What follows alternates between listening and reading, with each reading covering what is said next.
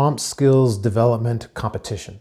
So the idea is that you would have your students create different prompts that could be asked of ChatGPT, right? Different questions, and determine, well, which was the best question, which was the best prompt, but then evaluate it using a specific rubric that you've decided ahead of time. So what would be the best response, the best question to this type of prompt that you would give ChatGPT. So this could be done as a competition, and this would also help the students sort of see and understand, okay, if I ask it these type of questions, it could be taken in a wrong way, or there could be some misinformation that occurs, or it's just not clear. So by having this competition, it clears a lot of that up, and it helps to develop the students' critical thinking as well. An in-class preparatory process. So what you would do is you would allow the students to use ChatGPT for their actual essay, but before they actually write the essay, in class, you could have them do preparatory things such as do brainstorming, do a mind map of what topic they're going to be doing, as well as to create an outline. All of this could be done in class to help prepare the student for then actually using ChatGPT. This would also help to directly see their input in the overall process. So they would do this in class, then use ChatGPT. So you could see that, okay, there's some aspect of the whole process that they're directly involved in. You can even ask them specific questions as to, well, why are you using this within the outline? Why are you doing this within your overall brainstorming? Why are these specific things being chosen? And then you can see that later within the actual essay. Another way that one could use ChatGPT would be in the reflection of why. So with this, the student would be using ChatGPT to help generate the essay, again, with their prompts and the modifications. But then the instructor would ask the student, okay, in your reference section, why did you choose to use these specific references? Why did you select this one? The instructor go even further and ask them to provide a couple of different references that they chose not to use, and why didn't they choose to use those references. This again adds a little bit more that the student would have to go through to be part of the overall process, as opposed to just giving it to ChatGPT and having it do everything. By being able to answer why these references are used, why these references are not used, this could even be done in class as well. This ensures that the student is a major part of the process and is using that critical thinking as well. Full incorporation. So with this, you tell the students from the very beginning, hey, I want you to use ChatGPT, or you can fully use it if you want. But the process is also very important. So the student could submit the question, the prompt to ChatGPT, write me a essay about democracy as an example. But then they would need to take that response, to include the initial prompt, take that response, put it within a Microsoft Word track changes, or there's an alternate within Google, but they would put that in there, and then the track changes would show how the student goes in and develops that initial essay, where they would go in and add information, add more references and citations, as well as clarifications to misinformation, the changes. So they would be evaluated on that as well, not just on what was initially created, but then on their specific input and how they enhanced it throughout the whole process. So this would be a great way to fully incorporate ChatGPT, but also maximize the student input as well. This next idea is to maximize localization and personalization. So the student could be allowed to use ChatGPT, but in addition to whatever response it gives, the student would need to then add additional content to really personalize the information, as well as to localize the information. So the instructor could ask a very specific question to add to the class topic.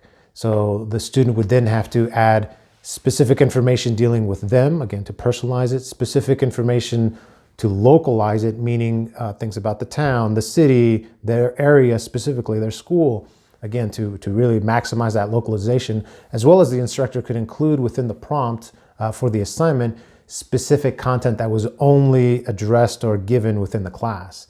So this would make it that much more difficult for the ChatGPT to just give the complete answer. The student would have to incorporate additional content in order to give the full response for the assignment. Another way to use ChatGPT would be as a feedback provider. So there's several different ways to do this. One is that the instructor could guide the student to use ChatGPT to provide feedback on an essay or some sort of write-up. So ChatGPT can provide really good feedback that way. The instructor could also just tell the student, hey, on your own, go and use ChatGPT and it'll provide you some feedback, some general feedback on the overall essay. The instructor themselves could get the students, they turn it in, and then the instructor themselves submits it into ChatGPT to then see the feedback as a starting point for the instructors to then provide their own feedback in addition to the ChatGPT feedback.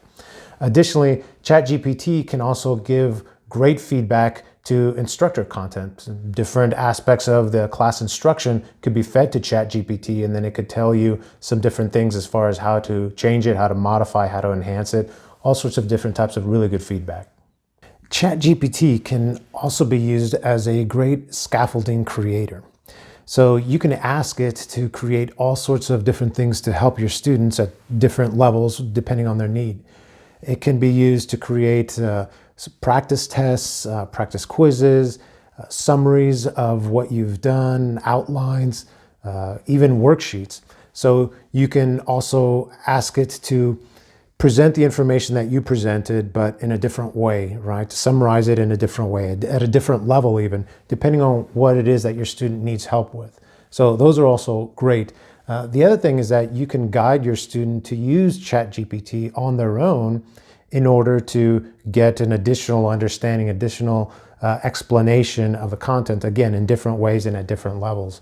One of the funny things that I've tried with it is that you can say, okay, explain quantum physics to me, and it'll give it to you. You can then say, okay, explain it to me as if I'm a 5-year-old, right? Or at a high school level, at a K through 12 level, at a college level, depending on what it is that the student needs to help them to be able to get through the scaffolding that's needed at the appropriate time, at the appropriate level.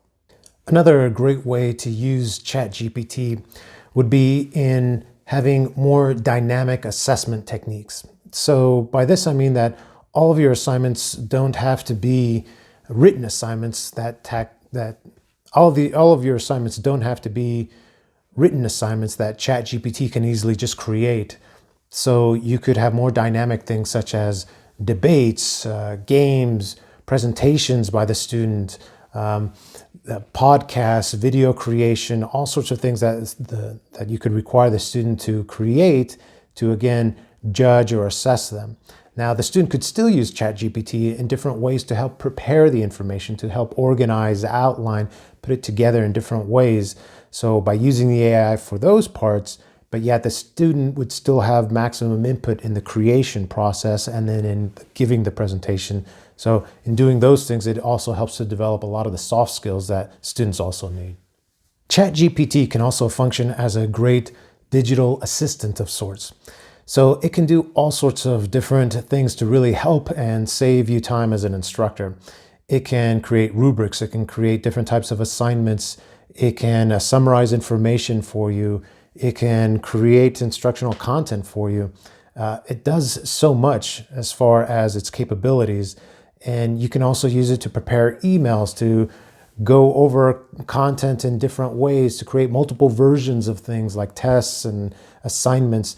I even went through and asked it what type of hands-on activities would be great for this type of topic. And it went through and gave me like 10 different ones. So it can be used in a lot of different ways to help you in the overall process, to, again, be there as an assistant to help save you time and to do a lot of the grunt work for you so that then you can focus more on developing that relationship with the student and motivating the student to help and better understand and learn the content.